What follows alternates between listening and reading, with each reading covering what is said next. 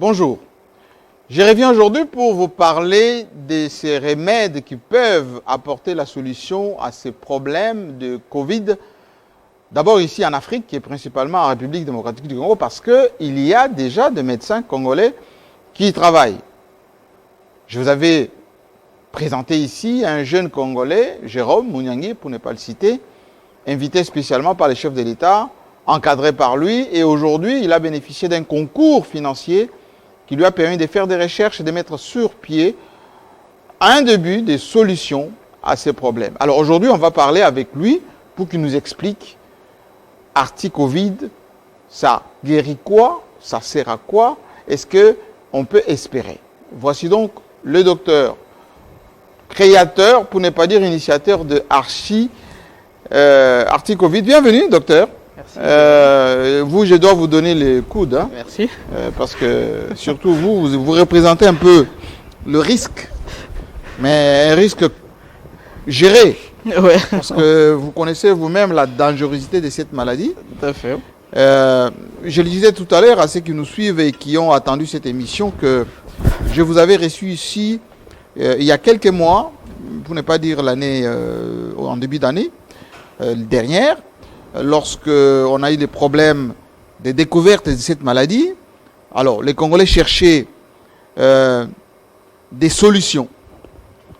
Et on a appris que quelque part à Madagascar, il y avait un Congolais, un jeune Congolais qui avait des bonnes idées et que ça pouvait trouver des solutions aux problèmes de Corona, que même les Occidentaux n'arrivent pas à trouver une solution définitive. Vous êtes arrivés, bien accueillis, c'était même, je dirais, la personne providentielle pour nous. Aujourd'hui, on va faire le point avec vous pour savoir où est-ce que vous en êtes exactement. On vous a vu à Kindu, là-bas, chez vous, faire campagne avec la tenue de l'IDPS. Beaucoup commençaient à dire, mais il était venu nous bluffer avec son Artemisia, mais aujourd'hui, il fait de la politique, il a été récupéré par l'IDPS, etc. Vous allez nous expliquer un peu tout cela.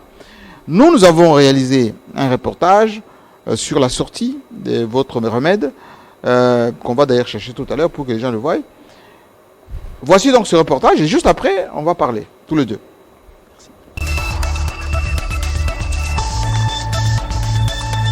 Arti-Covid, c'est la dénomination qu'a choisi docteur-chercheur congolais Jérôme Mouniangui afin de qualifier le produit de ses recherches dans la lutte contre le Covid-19. Arti-Covid est un antiviral naturel contre les infections virales de type syndrome respiratoire aigu sévère, mis en place sur base de l'Artemisia et devra lutter efficacement contre la maladie infectieuse de poumon, en l'occurrence la pneumonie aiguë. Ce produit, présenté ce jour au Fonds de promotion de l'industrie à travers son directeur général adjoint Boniface Kassembe, n'attend plus que la fin des essais cliniques et son homologation par le ministère de la Santé en vue de sa commercialisation. En tant que bénéficiaire des fonds de revenir au FPI pour le présenter dans le domaine des Covid, ce que nous avions déjà fait. L'arti-Covid est là, il fallait qu'on trouve une formule, une posologie et qui répond à des normes nationales qu'internationales.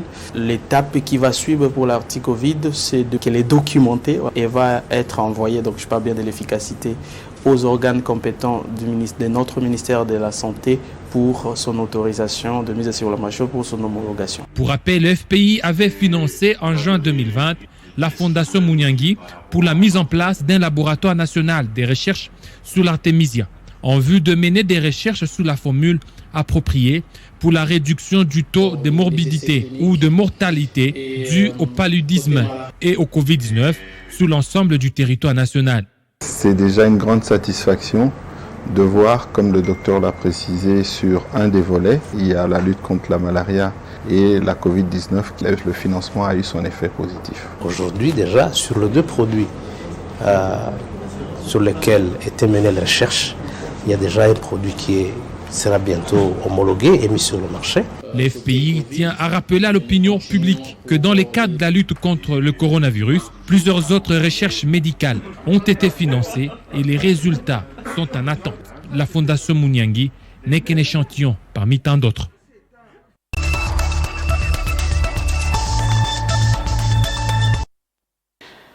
Alors voici le remède miracle contre le Covid ou la Covid, si vous voulez bien, Artemisia Arti-Covid, plus forte est ma vie. C'est ça le slogan. Alors, docteur, avant qu'on puisse parler de votre médicament qui vient d'être lancé, vous attendez l'homologation pour que ça soit mis dans les pharmacies, prescrit également par les médecins, lorsqu'il y a des consultations, etc. Depuis que vous avez reçu ici, qu'est-ce que vous avez fait entre-temps? Qu'est-ce que vous êtes devenu? Parce qu'à un moment donné, on vous a perdu même de vue. Qu'est devenu Jérôme Mouniangui? Merci beaucoup, Mkubwa JMK, meilleurs vœux. Merci. Et meilleurs vœux à tous les téléspectateurs, tous les gens qui adorent. À travers le monde, à travers l'étranger, on vous suit. À travers le monde, et oui, parce que là c'est sûr, parce qu'il tout à l'heure il y avait les amis à Paris qui viennent de m'appeler, qui sont en train d'attendre l'émission. Oui. Donc je salue tout le monde, meilleurs vœux à tout le monde et à tous les Congolais. Qu'est-ce que je suis devenu? Je suis toujours le même, Jérôme Mouniangui, chercheur. Vous m'avez perdu de vue, bien sûr, parce qu'il y a des moments où je dois me concentrer pour travailler. Parce que ce n'est pas un produit qui sort de l'imaginaire. Il faut passer du temps, il faut réfléchir, il faut trouver des solutions.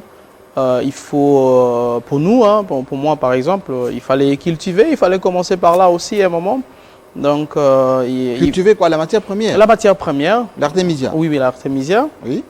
Il fallait aussi qu'on ait un cadre de réflexion, qu'on ait un cadre où nous allons travailler. Je crois qu'ici, sur vos antennes, merci encore pour cet accompagnement de Télé 50, pour ce que nous sommes en train de faire.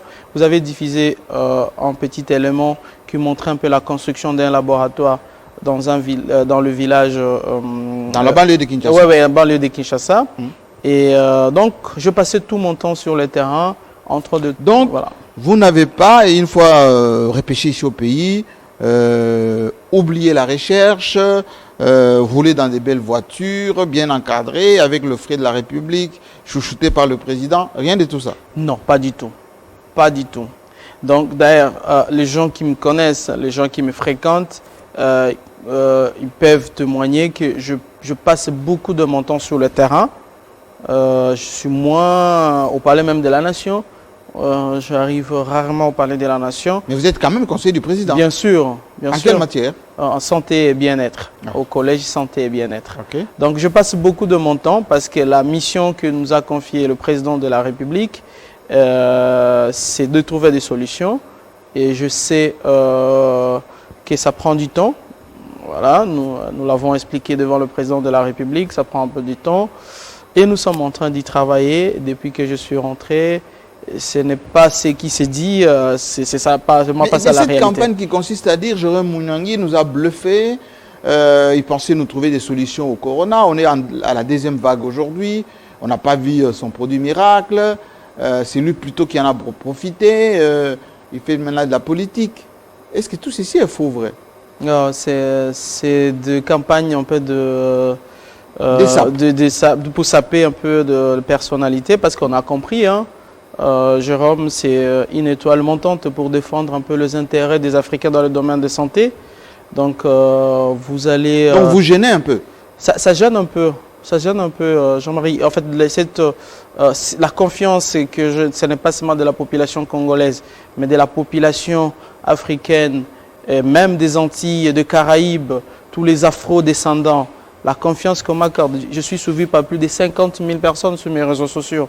Si vous mélangez mon Twitter, ma page Facebook officielle, Instagram, ainsi de suite, donc ce qui fait à ce que aussi Jeune Afrique nous classe parmi les 100 personnalités les plus influentes sur le continent africain pour l'année 2020. Ça fait des jaloux. Ça fait des jaloux, en fait. Tout ça, ça fait des jaloux. Ça fait aussi des jaloux qu'un jeune soit invité par le président de la République, qu'on accorde en fait l'attention pour ce qu'il était en train de faire avant et qu'on lui dise maintenant il faut faire autre chose ou il faut continuer à faire ce que tu faisais avant. Ça fait des jaloux et c'est ça. Est-ce que vous avez été combattu de l'intérieur par les chercheurs congolais, les médecins congolais, certains intérêts ici?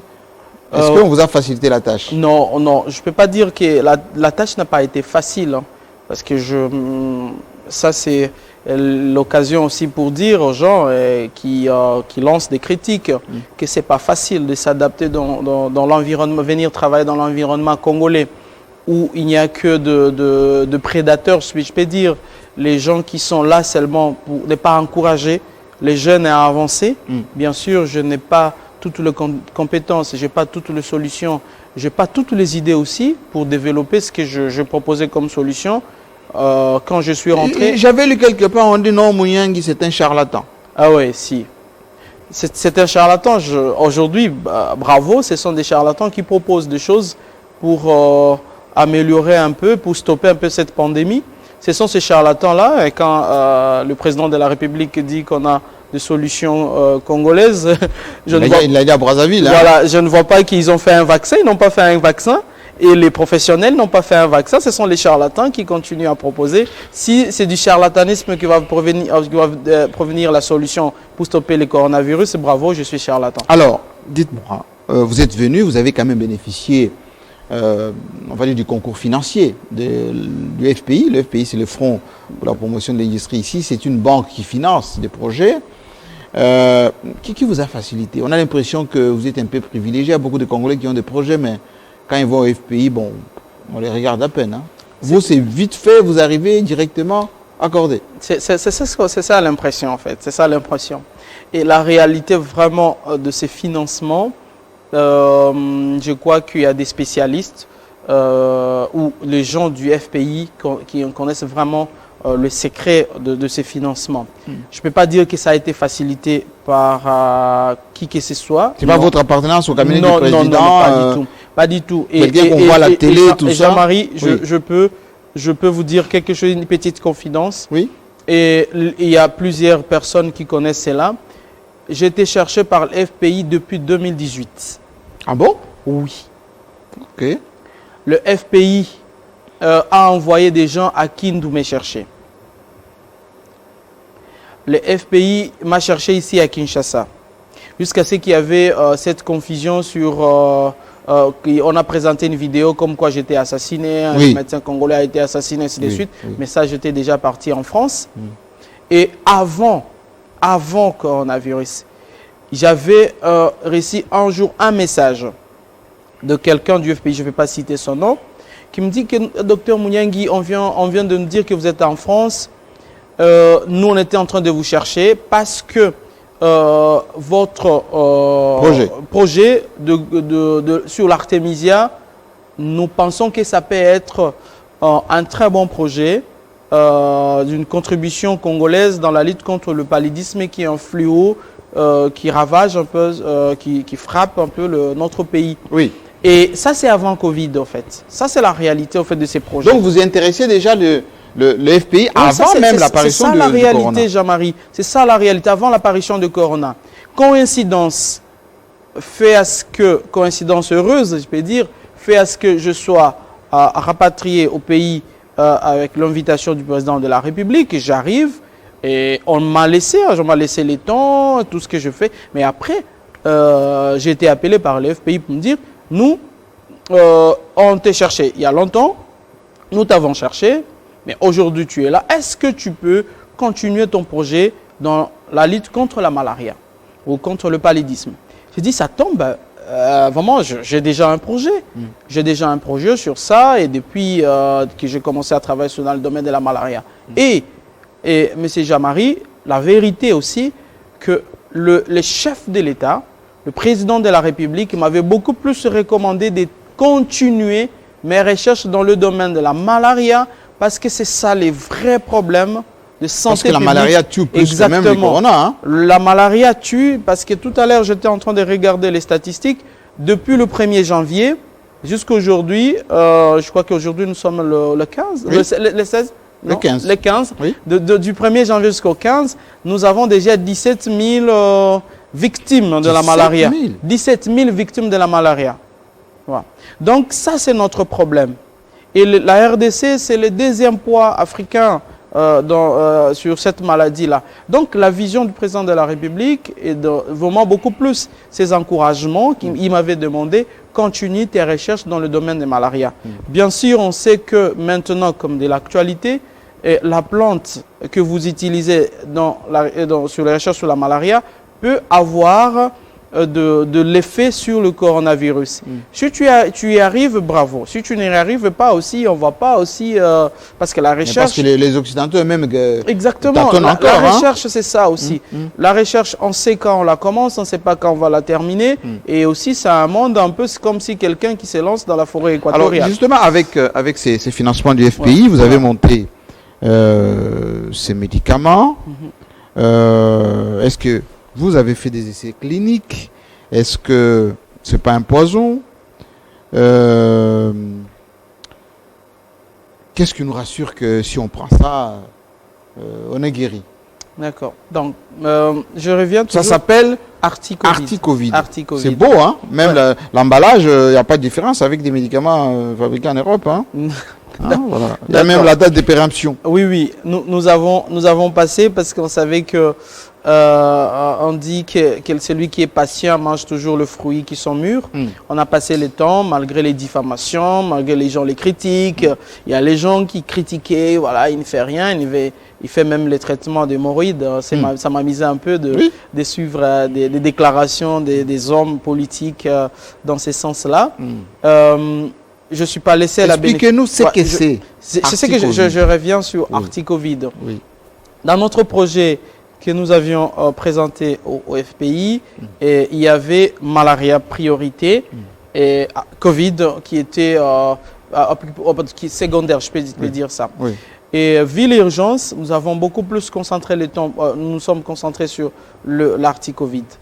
Pourquoi l'Articovid? Parce que quand nous sommes arrivés, vous avez parlé du mot charlatan ici tout à l'heure, la solution qu'on était en train de proposer, ou qu'on faisait la promotion, et de la tisane, ne répondait pas vraiment aux standards, les standards internationaux et nationaux, sur le domaine de médicaments. La tisane, là, la tisane, du thé, voilà, du thé. Ça ne répondait pas du tout sur les conditions, les conditionnements, le principe, les variations de molécules. Et aussi, il y avait aussi déjà je peux même dire, la biopiraterie. Il y avait plusieurs artémisias qui circulaient, qui étaient des faux, qui ne cadraient pas vraiment avec des conditions de culture, parce que dans l'association qui travaille avec nous, là, il y a des conditions de culture, il y a des conditions de stockage, même pour sécher, ainsi de suite. Alors, ça, c'était la première préoccupation d'abord de l'OMS, parce qu'il faut savoir que mon protocole, moi, je l'avais présenté à l'OMS, je l'avais envoyé à l'OMS pour que les gens de l'OMS corrigent. Et parmi les recommandations que j'ai reçues de ces autorités sanitaires mondiales, nationales, c'était standardise.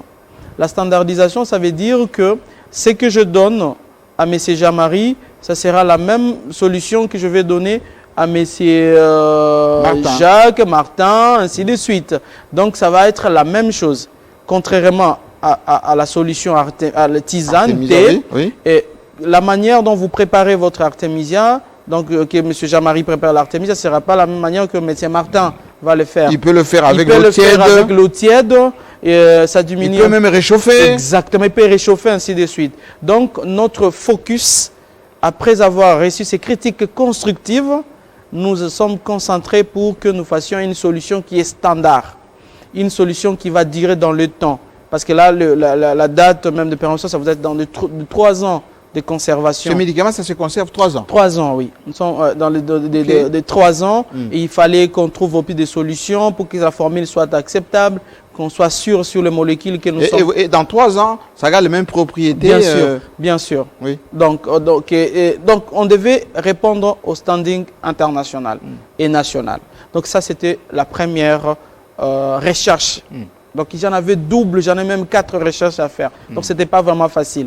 Ça, c'est la première des choses. Deuxième chose maintenant, ce que vous venez de dire, nous avions testé l'efficacité avec la forme tisane. Il y a bien sûr beaucoup de gens, lors de la première vague, nous avons soigné énormément de personnes. Avec l'artémisia? Avec l'artémisia, ici à Kinshasa. Plusieurs autorités. Donc, un médecin est voué au secret médical. Mais c'est baladé avec les thermos, là. Oui, c'est ça aussi. Oui. Beaucoup de gens disent, non, pourquoi docteur, on se balade? Je dis, nous sommes en train de travailler pour une solution qui est durable. Et dans une de vidéos qui est passée ici sur vos antennes, et il y a 2 ou 3 mois, j'ai dit, je passe mon temps en train de travailler sur une solution qui va durer dans le temps. Et c'est ça la solution maintenant qui va durer dans le temps. Qu'est-ce que ça guérit, Articovid? L'Articovid, c'est focus sur le coronavirus. Donc, avec tout ce que nous avions fait de la... Concrètement, quelqu'un qui est testé positif, Ouais. lorsqu'il prend ça, Mhm. qu'est-ce que ça change chez lui? Ça change beaucoup de choses.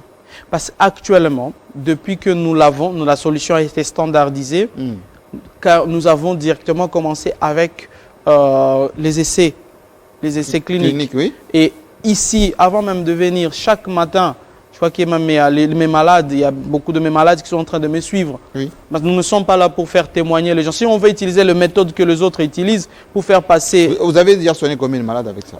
Avec l'Articovid, Oui. Avec l'Articovid, aujourd'hui, nous sommes dans le 50aine des patients. Mais avec l'Artémisia, on a dépassé même le nombre, beaucoup de patients même.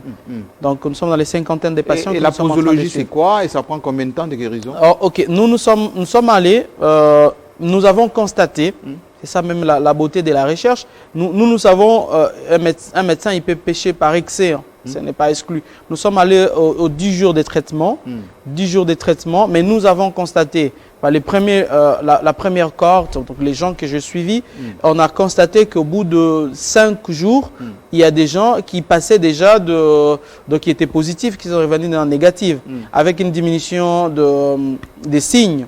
Parce que je me rappelle, vraiment parmi les premiers malades, quelqu'un qui avait une température autour de 39-40, et moi-même, j'avais vraiment peur. Je me disais que voilà, la personne allait, allait même mourir ou allait faire des formes graves. Mais lorsque nous avons attaqué avec la dose, ce que vous avez dit pour les curatifs, on a fait 6 cuillerées par jour. Au bout 6 cuillerées à café ou oui, de oui, grosses 6 cuillerées à café. Nous commence avec le cuillerée à café. Le cuillerée à café 2 par matins, jour. 2 midi, 2 2 soirs. matins, 2 midi, 2 soirs. Ok. Et au bout de 3 jours, la personne se sentait déjà. Il y avait déjà de La fièvre qui descendait. il y avait la fièvre qui avait disparu, mais il avait quand même gardé le douleur. Oui. Nous avons de continuer les tests, mais au bout de 5 jours, et il y avait tous les signes étaient amendés, et nous avons renvoyé la personne pour faire les tests. Les tests, je ne vais pas citer les noms parce que quand j'envoie les gens, je ne dis pas, on a fait les Mais tests. ça donnait négatif. Le test est revenu négatif. Et d'ailleurs, la personne est partie à l'INRB pour faire son test. Et c'est revenu négatif. Et les gens que nous sommes en train de suivre aujourd'hui, bientôt, ils vont faire les Mais les gens qui ont développé les formes graves, avec notamment les poumons qui sont atteints, ça guérit ou pas? Non, non. Là, ce sont les gens que nous ne pouvons pas, nous, les impliquer dans notre essai clinique, dans notre cohorte, parce que ce sont les gens qui demandent maintenant une prise en charge qui est complexe. Vous devez avoir des réanimateurs, vous devez avoir de l'oxygène, vous devez avoir ceci. Nous, notre objectif, M. Jean-Marie... Vous, c'est les formes légères. Ouais, notre objectif, pour que les gens qui ont des symptômes un peu légers ne puissent pas basculer vers les symptômes graves. Soigner très tôt, c'est notre principe. Diagnostiquer... Quand quelqu'un a des frissons, quelqu'un a la température, ouais, c'est ça, la fièvre, 40, des courbatures. Oui. Qu'est-ce qu'il y a encore? Il y a des douleurs ou les gènes au niveau de la gorge. Oui.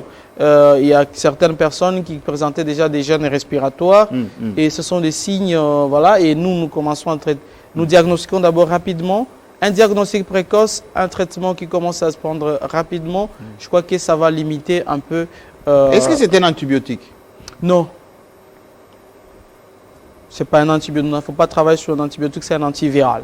Antiviral. Oui. Ça attaque le virus. Le virus.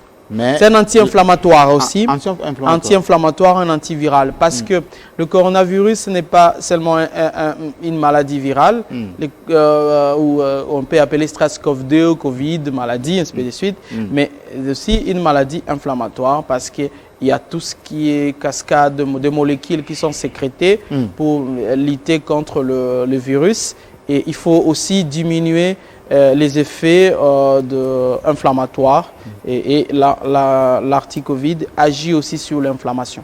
Est-ce que vous pouvez combiner l'Articovid avec les anti-inflammatoires, par exemple, comme ce qu'on donne là dans les protocoles normal, chloroquine avec tout le reste. Ça, une personne l'a déjà essayé, c'est pas moi qui l'a essayé, j'ai juste vu que la personne qui m'a envoyé son... Sur recommandation de son médecin? Non, sur recommandation de lui-même. Et oui, il y avait un médecin aussi qui lui avait dit qu'est-ce que vous pouvez essayer. Comme c'est un antiviral, est-ce que vous pouvez l'associer? Parce que la personne était en train de tousser vraiment. Il y avait une forte toux et on lui a prescrit des antibiotiques. Oui. Un antibiotique qu'ils ont associé à l'arti-Covid, ils ont pris aussi les zinc. Donc il y a aussi des protocoles. Mais nous, actuellement, je crois que ça sera toujours la suite de nos recherches, associer arti-Covid avec d'autres molécules, comme les combinaisons, comme ils sont en train de le faire aussi dans leur prise en charge. Ce n'est pas exclu que j'ai associé avec d'autres choses. Mais aujourd'hui, nous sommes focus pour que nous puissions atteindre l'échantillon requis pour que le ministère... Mais il y a déjà ici au Congo d'autres médicaments comme Manacovid par exemple, si. qui est le seul médicament congolais homologué, qui est déjà prescrit en pharmacie. Oui. Où est le rapport avec le vôtre? Le rapport, je vais dire d'abord bravo à Manacovid.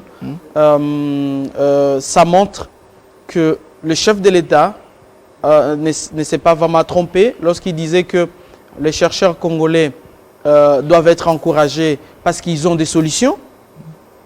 Et ça confirme tout ce que nous avions dit et nous continuons à dire que la compétition, les Champions League de la recherche, ça ne va pas se jouer sur leur propre terrain là. Ça va se jouer lorsque nous respectons nos plantes médicinales. Manacovid vient de confirmer, Articovid vient de les confirmer. C'est nos plantes à Ce sont nos plantes améliorées oui, qui vont faire à ce que nous puissions entrer dans la compétition internationale. La compétition internationale, ce n'est pas vraiment les vaccins parce que ça ne nous appartient pas. Ce sont les solutions des autres. Bravo à Manacovid, bravo à Articovid. C'est un peu cher. Oui, bon, même là, ça devient maintenant une question technique. Mais moi, cher. je passe sur le principe de moi, recherche. je demande que le ministre de la Santé ou le président de la République, oui, que vous financez, comme qui dirait, la production de Manacovid pour qu'on puisse passer de $120 à un prix acceptable. Pour que les Congolais, ça c'est tout un salaire de quelqu'un. Tout à fait. Et d'ailleurs, il faut plusieurs boîtes pour que la guérison se fasse. Exactement. Et donc, pour guérir quelqu'un, il faut $500 ou $600. Tout à fait. Qui va trouver ça? L'acceptabilité, l'accessibilité et aussi, je crois que c'est ça les chevaux de bataille aussi du ministère. Absolument. Ils peuvent discuter. Mais vous n'êtes pas de concurrents non plus, vous ne faites pas la guerre. Pas du tout, pas du tout. Manacovid et Articovid. Non, pas du tout. On peut pas faire la guerre. On fait juste la fierté de la République démocratique du Congo. Mais c'est Jean-Marie, je suis encore fier quand je vis le premier produit qui a été homologué. Ce n'est pas le seul, il y a d'autres produits qui seront homologués bientôt. Qu'est-ce qui attend pour que le vôtre soit homologué? C'est les rapports cliniques. C'est les rapports cliniques. L'homologation est basée sur un rapport clinique que le médecin qui le prescrive, les investigateurs comme on les appelle, indépendants, qui travaillent avec nous, qui constituent un dossier et nous envoient ce dossier-là au ministère, donc à la direction qui s'occupe des homologations et c'est cet organe-là qui donne l'autorisation de mise sur le marché. Et nous sommes sur la très bonne voie. Mais M. Mouniangue, il y a quand même, qu'on se le dise, l'influence de l'Organisation mondiale de la santé qui est complètement phagocytée par des pharmacies, par des industries pharmaceutiques. On a beaucoup parlé de Bill Gates, etc. Est-ce que vous allez vous battre contre les gens qui ont complètement pris en otage l'OMS? Non seulement l'OMS, monsieur Jean-Marie, non seulement l'OMS. Revenons d'abord, avant de parler Parce de que vous avez été combattu par l'OMS, non? Bien sûr, bien sûr. Avant d'aller là, très loin, je vais revenir d'abord chez nous. Et nous avons toujours demandé que nos politiques, le décideur politique s'intéresse à des crimes pharmaceutiques. On peut bien s'attaquer à la corruption aujourd'hui, on peut bien s'attaquer à d'autres fléaux de notre peuple, je peux dire de notre population, de notre milieu, dans notre pays. Mais il y a un fléau qui reste encore impuni. Lequel? C'est donc des crimes pharmaceutiques. Ça tue. Donc les rapports, donc je viens de lire il y a quelques jours, les rapports de l'année passée, nous sommes à 120 000 enfants africains qui sont décédés parce qu'ils ont pris un faux médicament ou un médicament contre-effet. 120 000. 120 000 enfants africains. Et ça fait générer 200 milliards de dollars l'année passée. Je ne vous coupe pas parce que nous sommes suivis en direct à travers le monde. Il y a M. Armand Kabilata qui est à Luanda, en Angola, qui vous pose une question. Il veut savoir si l'article Covid a été accepté par les ministères de la Recherche scientifique et de la Santé en RDC. Non, en fait, il ne faut pas qu'on fasse confusion de beaucoup de choses. Je vais répondre tout de suite. Il y a 2 organes, la loi est claire. Il y a 2 organes qui contrôlent les essais cliniques en République démocratique du Congo. Donc, il y a le comité d'éthique et la 3e direction qu'on appelle la direction des pharmacies et médicaments. Oui. Donc, la loi est claire en République démocratique du Congo. Si vous avez les autorisations de ces 2 organes, vous avez accès aux essais cliniques. Vous avez passé ces étapes-là? Bien sûr que oui. J'ai toutes ces autorisations. Très bien. Et je travaille. C'est pourquoi, ici, je ne suis pas en train de faire la promotion commerciale. Je suis en train de faire une promotion scientifique et médicale pour que j'ai un nombre élevé de gens qui viennent. Vous, les gens qu'on diagnostique, parce que vous devez voyager, on vous dit vous avez Covid positif et vous voulez qu'on vous apporte une solution, venez, contactez-nous. Je veux élargir l'échantillon, c'est ça l'objectif. Je leur donnerai le site internet. Exactement. Tout à l'heure. Hein, il y a même comme le ça, site internet, vous pouvez nous écrire, il y a le numéro de téléphone où il y a un numéro de téléphone qui est connu par beaucoup de gens. Alors, il y a une voilà. deuxième question des Congolo Désiré qui est à Libreville, au Gabon. Et il dit quel est son prix et comment l'acquérir? Non, en fait, c'est ça que je disais tout à l'heure. Oui. Je ne suis pas là, un médecin n'est pas là pour faire une promotion commerciale. Et aussi, la loi interdit en République démocratique du Congo la publicité de médicaments. Donc, ce n'est pas à moi de fixer les prix. Les prix sera fixé par d'autres personnes qui vont s'occuper un jour de la partie commerciale une fois que nous allons obtenir notre autorisation de mise sur le marché. Ici, M. Jean-Marie, j'insiste parce que je sais qu'il y a beaucoup d'autorités qui nous suivent. Absolument. Je ne veux pas créer de polémiques inutiles. Je suis venu répondre à votre invitation pour, non, mais c'est pour savoir présenter clair. Scientifiquement et médicalement mon produit. On attendait la concrétisation. Exactement, c'est la concrétisation. On est parti du thé, exactement, de la tisane, voilà, à ces médicaments. Et j'appelle à tous les gens, parce que c'est parfois comme ça que ça se passe aussi en Europe, pour les essais cliniques. C'est la population qui va contribuer. Si vous voulez participer à cette compétition internationale pour qu'on prouve qu'il y a des cerveaux au Congo qui peuvent apporter des solutions, venez. Est-ce que vous avez calculé, mesuré la toxicité de ces médicaments? Ah, ça c'est une très bonne question, M. Jamal. C'est comme si vous devenez un journaliste scientifique. Je le suis aussi. D'accord. Ne vous inquiétez pas. Voilà, ça c'est très important. Alors, parce que le médicament est un poison par définition. Oui, oui. Donc, il n'y a pas de toxicité qui a été prouvée dans le dose que nous utilisons. Si on respecte la posologie. Dans la plante Artemisia. C'est une plante qui n'est pas toxique. C'est une plante qui est connue dans le monde entier, qui n'est pas toxique. Et nous travaillons sur cette plante-là. Donc, il n'y a pas de toxicité au niveau de rein ou au niveau hépatique, ainsi de suite.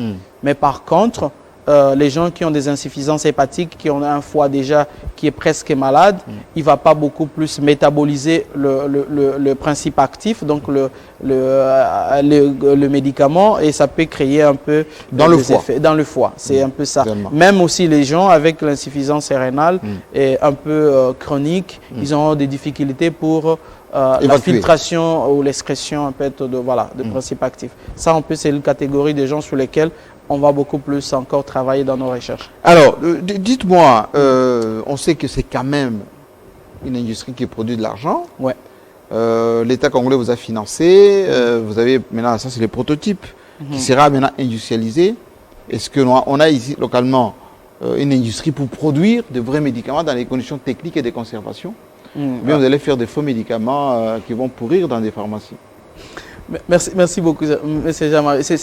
J'adore un peu vos questions. Vous touchez un point très capital. Je vais répondre à votre question, mais je veux essayer un peu de dire que les trafics de faux médicaments, sur nous, par exemple, la RDC, ça freine même la vision du président de la République.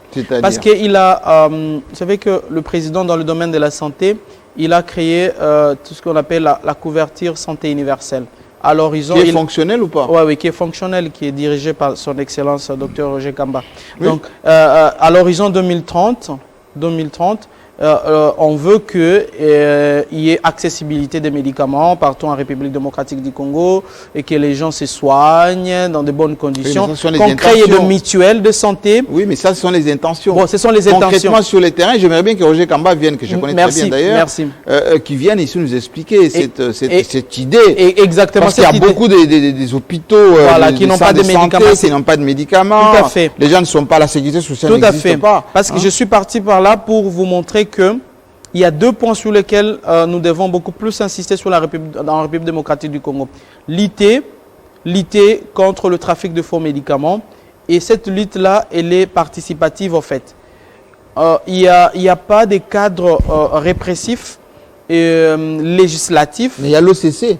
Non, en fait, parfois il y a... L'OCC n'est pas outillé pour traquer les faux médicaments. On les incinère à chaque fois. Ils sont outillés, mais ça ne suffit pas.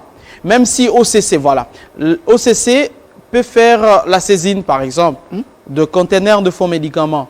L'OCC ne va que se contenter à brûler ces faux médicaments. Mais les poursuites judiciaires... Mais l'OCC, il y a des OPJ à l'OCC. Mais les cadres législatifs, M. Jean-Marie, c'est ce que je vous dis, c'est le réel en République démocratique du Congo. Les cadres législatifs ou répressifs est minime en fait en République démocratique. Qu'est-ce que vous proposez? Parce qu'il y a moins d'amendes par exemple. Qu'est-ce que vous proposez? Nous proposons ceci. En dehors de la saisine, en dehors de la saisine, oui, qu'au niveau de nos élus en fait, doivent se pencher sur les questions. Qu'on ait une loi. Qu'on ait de lois. Ces lois-là qui doivent être même de mesures contraignantes. Par exemple, il y a de pays comme au Togo, parce qu'ils ont adhéré à cette vision. Ils ont compris que pour qu'on atteigne la couverture santé universelle, il faut commencer d'abord par la lutte contre le faux médicament dans notre propre pays. Et la RDC, c'est l'Eldorado de ces trafiquants de ces faux médicaments qui se font de millions, des millions et des milliards au dos de Congolais, sur les cadavres de Congolais. Ce qui veut dire que la plupart des médicaments qu'on voit dans des petites pharmacies à la cité, ce sont des faux. C'est ce que l'OMS dit. C'est ce que l'OMS même dit dans ses rapports. Mais pourquoi on laisse ça? Pourquoi on laisse? C'est parce que c'est la corruption qui gangrène dans ce domaine. Mais il y a quand même l'ordre des pharmaciens dans ce pays. Mais il y a toujours la corruption partout. Quand il y aura déjà des mesures... Mais l'IGF fait quoi alors? Des dissuasions, non. Il y a l'agence qui est chez le président qui lutte contre la corruption. Non. Pourquoi ils ne ferment pas toutes ces pharmacies et qui commencent à arrêter lorsque nous aurons des mesures... Lorsque nous aurons des mesures de dissuasion, oui, pour que, par exemple, nous ayons de peine... Parce que vous savez, ici... Vous faites la contrefaction d'un médicament, c'est comme si vous faites la contrefaction d'un papier ou d'un bonbon. On vous laisse faire. Non, il n'y a pas de cadre légal, législatif, qui va punir en fait les contrefacteurs. Monsieur le ministre de la Santé et de la Justice, vous entendez? Ouais. Donc nous avons un cadre ici où on peut pirater des choses et puis on laisse comme ça. Exactement, on te laisse comme ça. Il n'y a pas de mesure en fait répressive. Voilà. Alors, donc, vous étiez en train de parler sur... Vous n'allez pas être piraté? Non. Comme ça a été avec la Tunisie. C'est un plaidoyer. Oui. Je crois que je l'avais fait le jour que son Excellence, Monsieur le ministre de l'Industrie, m'avait reçu dans son cabinet. On a discuté. Nous avons demandé qu'on investisse dans le domaine pharmaceutique congolais. Oui. Qu'on encourage les chercheurs, les investisseurs même. Les millionnaires congolais, je te l'ai déjà dit, ce n'est pas seulement question de vous qui investissez. Mais ces millionnaires congolais, Jérôme Mouniangui, on va les fabriquer déjà sur des préceptes faussés comme ça. Si déjà l'État permet aux gens de pirater. Ouais. Bon, et aussi ils peuvent faire beaucoup de piraterie. Voilà, au Nigeria, ça se fait comme ça. Exactement, là laissez-moi poser une question. D'accord, ok. Nous sommes ensemble et nous sommes en direct. Oui. Finalement, cette Covid, vous ne la maîtrisez pas. Parce que moi, je viens de Paris. J'ai vu les Français même, ils paniquent avec les variantes. On ne sait pas, le virus commence à circuler comme en Grande-Bretagne plus vite que le vent. À quoi ça va servir votre médicament si chaque jour on a des variantes différentes de Corona? Ça c'est très important, monsieur Jean-Marie. La deuxième vague est venue avec ses spécificités. La deuxième vague, elle est présentée comme la plus contagieuse. Il y a beaucoup plus de cas de contagion. Pour le fait que ce sont, je crois, les scientifiques sud-africains qui ont alerté le monde pour la première fois. Pour eux, au moins, la recherche doit être continuelle, en fait. On ne va pas croiser les bras. Et ils ont aussi des pays où il y a un peu un appui dans le domaine de la recherche.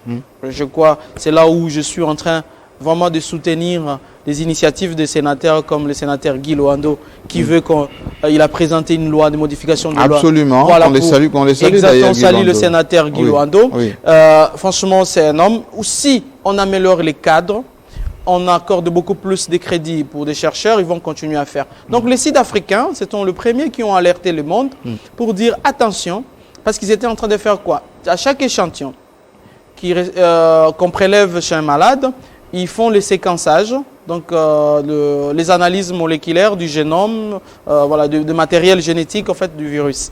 Et ils ont découvert qu'il y a maintenant des variations, de mutations. Et ces mutations qui se concentrent uniquement sur une protéine.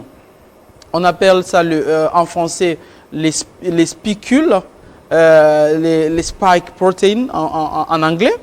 C'est sur cette protéine-là où c'est les anticorps qui vous protègent. Ne nous expliquez pas c'est là où je viens. Si je viens là-bas, oui. c'est pour que les gens, parce qu'il y a des scientifiques qui nous suivent. Absolument. Il y a les scientifiques qui nous suivent, on va plus comprendre. Alors, la deuxième vague est venue avec de mutations sur cette protéine-là. Je parle un peu de spike protein ou le spicule en français. Donc, il y a eu plusieurs constituants de cette protéine qui a muté. Et les variants, comme vous venez de citer la Grande-Bretagne, on appelle ça même les variants britanniques et la mutation britannique. Ça a été dénommé par, on appelle ça la variation, la mutation 501 V2. Donc, c'est ce qu'ils retrouvent beaucoup plus chez leurs malades parce qu'ils ont le temps, ils ont les moyens pour faire les séquençages aussi de génome de leurs patients. Donc, la deuxième vague est venue, ce qui fait que le virus est devenu plus contagieux. Je crois que c'est ce que le ministre, son excellence, avec le ministre de la Santé. On a plusieurs contaminations par jour maintenant. Exactement. C'est ce qui fait qu'aujourd'hui. Mais peut-être la petite bonne nouvelle, c'est que ce sont des formes légères. Exactement. Qui ne sont pas mortelles. C'est ça, il faut qu'on insiste sur ça. Le fait que nous avons beaucoup de cas de contagion, bien sûr, ça fait, et aussi la spécificité de la deuxième vague, vous avez aussi les moins âgés. Les jeunes qui sont touchés. Les enfants, on disait autrefois que les enfants qui n'avaient pas de le corona ne peut pas atteindre les enfants. Ça touche les enfants. Oui. Mais qui ne développent pas. Exactement, qui ne vont pas développer les formes graves. Mais ils peuvent contaminer les adultes qui ont des comorbidités. Et là, nous allons assister à beaucoup de décès. Alors, la question qu'on doit se poser, je crois qu'il y a la question que les statistiques, les gens qui gèrent nos statistiques de riposte doivent répondre à la population pour dire quels sont, sur le plan de mortalité, bien sûr, la deuxième vague, elle est là, il y a beaucoup de cas de contagion, mais on peut avoir, la deuxième vague peut être moins mortelle, en fait. Est-ce que votre médicament guérit la deuxième vague? Oui, parce que sur le plan curatif, il n'y a pas eu de modification. Sur le plan curatif, il n'y a pas de modification. Les inquiétudes de la deuxième vague résistent beaucoup plus sur le vaccin. Ce n'est pas sur le traitement. Parce que le déconseille de prendre le vaccin des Occidentaux. En fait, non. Il y a des inquiétudes des scientifiques pour dire quoi? Le vaccin a été travaillé beaucoup plus sur cette protéine-là dont je vais de vous parler. Oui. Sur lesquelles nos anticorps se fixent pour lutter contre le virus. Or, c'est cette protéine-là qui vient de muter. Il y a des variations. Il y a même 3 variations. On parle de 3 variations de cette protéine-là. C'est comme si vous êtes un voleur. Moi, je viens de changer, remarquez que M. Jean-Marie vient toujours me cambrioler. Je viens de changer mes serrures. Ce qui fait que ça vous donnera beaucoup plus de difficultés pour accéder dans ma maison. C'est la même chose ici. Le virus doit survivre en tant qu'un être vivant. Tout être vivant, même vous, c'est pourquoi nous avons les enfants. Non, pas nous adapter. Oui. Nous devons laisser à notre progéniture. Il faut que notre progéniture survive, en fait. C'est ça pour ce que le virus. Ils ont compris que voilà. En réalité, ces virus ne mutent pas parce que c'est un produit de laboratoire et que les Occidentaux qui l'ont peut-être tripatouillé, aujourd'hui, ils ne le contrôlent pas. Et ça va se multiplier comme ça à souhait. Bon, je crois... Et les vaccins ne servent plus à grand-chose. Je lisais un article tout à l'heure, j'adore un peu vos questions. Je lisais un article tout à l'heure, on dit, et le titre même de l'article, l'OMS prendra des années pour expliquer l'origine du coronavirus. Oui. Donc, les Chinois ont refusé d'ailleurs de le recevoir. Exactement. Les Chinois ont refusé les visas aux experts de l'OMS. Et ça, voilà. Donc, aujourd'hui, on aura des difficultés pour expliquer, mais nous sommes en train de vivre avec et nous devons nous protéger. Et nous devons continuer à chercher des solutions entre Articovid et les autres. Voilà. Est-ce que le masque sert à quelque chose? Moi, oui. je me balade toujours avec mon masque. Beaucoup. Ah oui? Beaucoup, oui. Le mesure le plus efficace, M. Jean-Marie, c'est l'hygiène. L'hygiène de main. Il faut se laver les mains tout le temps. C'est laver les mains et port de masque. Ça, c'est plus efficace. C'est plus que le vaccin même. Ah oui? Si. Parce qu'on respire le virus. Oui. C'est vraiment le mesure le plus efficace. Est-ce que le virus se balade dans l'air? Ça a été prouvé que ça se balade dans l'air, mais pendant moins de temps. Donc, ce qui fait qu'on a dit les distanciations de 2 mètres, distanciation physique de 2 mètres. Par exemple, là, on est à 2 mètres, 1 mètre et demi. Ouais. Si vous avez le virus, ça peut se transmettre que dans le gouttelette. En fait, il n'y a pas de possibilité que ça puisse... Ça ne vole pas. Ouais, non. C'est Jean-Marie. Non, mais je pose une question. Non, bien parce sûr. que si par exemple, pourquoi on refuse que les gens se réunissent à 10, à 20 dans une salle? Oui, parce que si on est confiné, on est plusieurs dans une salle, il y a la possibilité que le virus, et puis en plus, si on est plusieurs dans une salle, on sera vraiment côte à côte. Oui. Et c'est là où on peut se transmettre le virus. Il y a même, on a prouvé que ça peut rester aussi un moment sous les habits. Ça peut rester sur cette chaise, ça peut rester sur vos clés de voiture, ainsi de suite, sur vos portières, ainsi de suite. Voilà. Combien de temps ça peut rester? Je n'ai pas encore précisément les 2 heures, 3 heures temps dans ma tête, mais ce que je veux seulement insister, lavez-vous les mains régulièrement, portez votre masque, ça vous protège. On va terminer. Docteur, vous êtes un homme heureux parce que vous avez eu les financements, vous avez produit votre prototype. Qu'est-ce qui vous reste aujourd'hui? Ce qui me reste aujourd'hui, qu'on encourage la recherche congolaise, que la politique s'intéresse vraiment. Mais à un moment donné, vous pleurez beaucoup. Hein? Vous dites, on fait la guerre, les politiciens ne vous aident pas, vos collègues médecins congolais vous mettent les bâtons dans les roues, les comités scientifiques. Finalement, qui vous aide alors? Enfin, qui vous aime, vous, Jérôme Mouyangui? Monsieur GMK, c'est pas moi qui pleure en fait. Il y a même quelqu'un qui m'a dit ah non, tu te fais toujours victime, ainsi de suite. Oui. Non, je joue pas la victime. C'est une façon de vous faire remarquer aussi. Non, pas du tout. Qu'on compatisse, Mouniangui le pauvre. Hein? Non, ça se sent, en fait, ça se voit.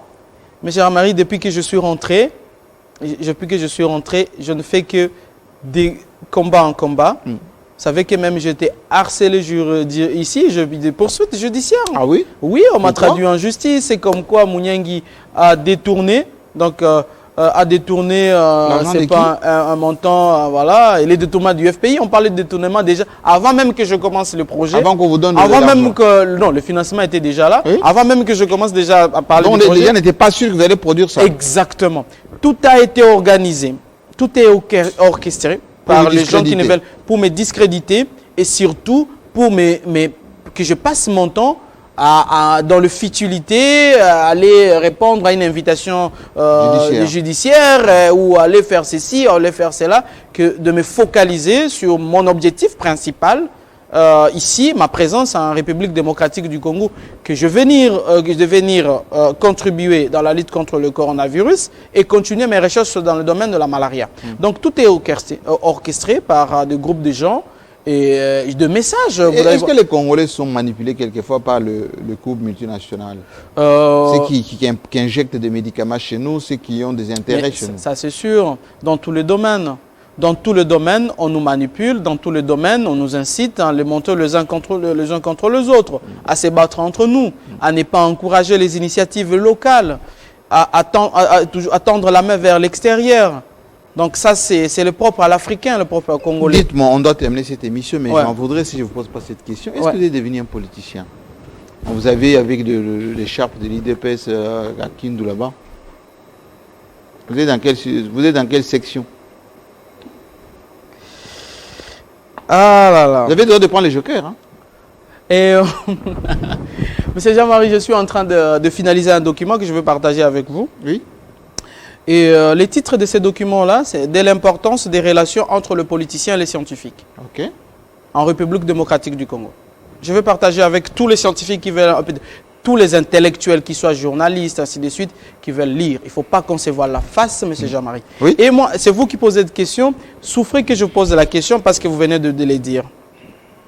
De quelle politique parle-t-on? Militantisme. Vous avez Dois-je avec les chambres comprendre? de l'IDPS en train de faire un meeting. C'est à peine que vous n'avez pas dit M.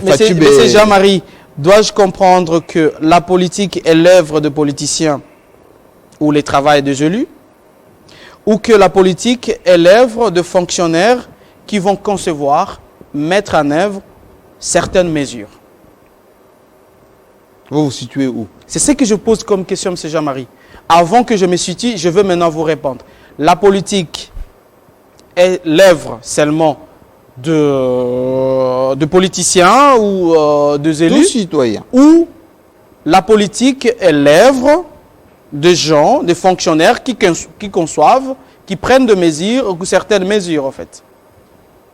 Et donc vous, en tant que médecin, on va dire créateur, initiateur de ce process, vous avez dit il faut que j'aie des soutiens politiques. Non. Il faut En que je fasse étant du déjà, militantisme. non, c'est pas. Je ne ferai jamais le militantisme. On ne verrait jamais dans une manifestation en train de danser. Fachi béton, non, jamais. Monsieur Jean-Marie, C'est une question, hein. vous me faites rire. En fait, vous me faites rire. En fait, Fatih Béton, c'est un slogan, ainsi de suite. Moi aussi, je l'aime bien. Oui, moi, exactement. Donc, C'est affectif. C'est un slogan. C'est très affectif. Mais pourquoi les gens n'ont pas beaucoup posé de questions lorsque je suis devenu un fonctionnaire du cabinet du président de la République? Bon, on ne savait pas. Hein. Mais c'est Parce que Gisèle Mouniangui, conseiller du président de la République. Mais ça n'a pas République. été publié. Les Non, conseillers, on les nomme, on ne les publie pas. Hein. Bon, Ce pas des ministres. Hein. On dit, bon, Mouniangui, conseiller du président de la République. En fait, lorsque vous êtes dans un cabinet qui doit concevoir, qui doit prendre des mesures aussi, qui doit proposer des mesures au chef de l'État, c'est de la politique. Bien sûr. Alors, c'est de la politique. Mais pourquoi aujourd'hui? Mais vous pouvez être de l'Union sacrée sans être de l'IDPS. Hein. Mais, Vous avez choisi la filmère, tant qu'à faire. Pour, non. Pourquoi tous ces gens et tous ces profs même que j'adore Oui. d'université, ils sont tous conseillers du président, conseillers de ministres dans des cabinets. En douce. Ah, ils font ça en douce. Ils font ça en douce. Mais vous assumez. En fait, c'est ce que j'ai dit, M. Jean-Marie. Et là, je vais travailler avec des sénateurs et les députés dans cette législative. Je vais proposer, qui ne sont pas seulement de l'IDPS, bien sûr. Je veux proposer des choses, de l'importance des relations entre le politicien et les scientifiques. Parce que moi, M. Jean-Marie, je trouve aujourd'hui qu'il y a un écart, qu'il y a un fossé considérable entre les sphères politiques et les sphères scientifiques. Or, Covid est venu nous éduquer, en fait, pour même donner un message. Pour qu'on prenne les mesures de couvre-feu. Ce n'est pas les politiques. Ça n'a pas été voté à l'Assemblée. Comité scientifique. Ce sont les scientifiques. Absolument. Qui sont consultés partout dans le monde. Exactement. Qui doivent collaborer, qui doivent coopérer. Lorsque nous avons des élus, qui ne connaissent même pas la définition de la santé. Ne vous inquiétez pas, on a bien compris que vous êtes un scientifique qui a envie aussi de donner son avis en tant que scientifique, dans tout ce que je suis en train de faire, la recherche pour moi, elle doit avoir des implications sur la vie publique de Congolais, c'est la vie sociale. Oui. Donc, nous devons apprendre, comme ce que je venais de vous dire ici, le crime pharmaceutique en République démocratique du Congo. Est-ce qu'on va y aller avec des députés? Je suivais des gens ici qui se font corrompre pour telle ou telle chose. Alors, il a aussi écrit le milliard.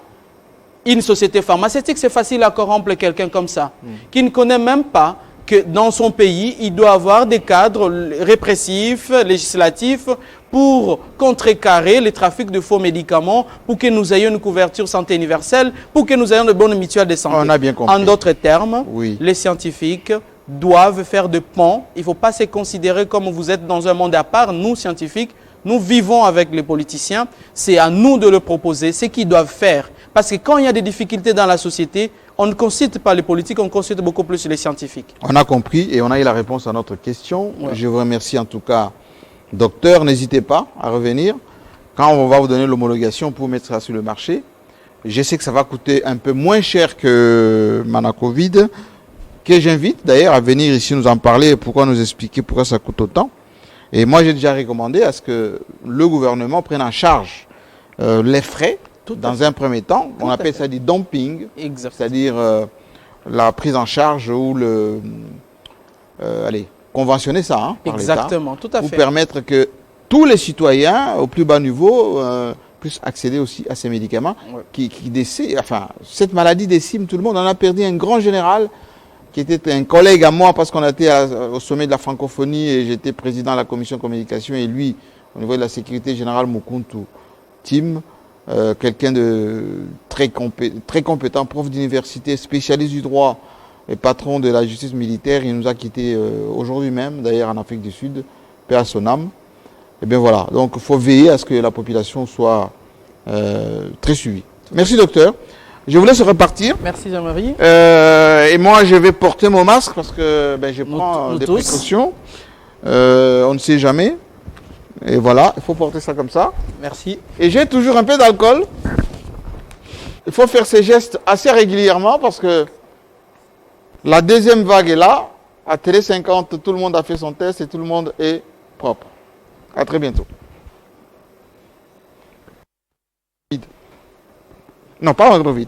Arti-Covid.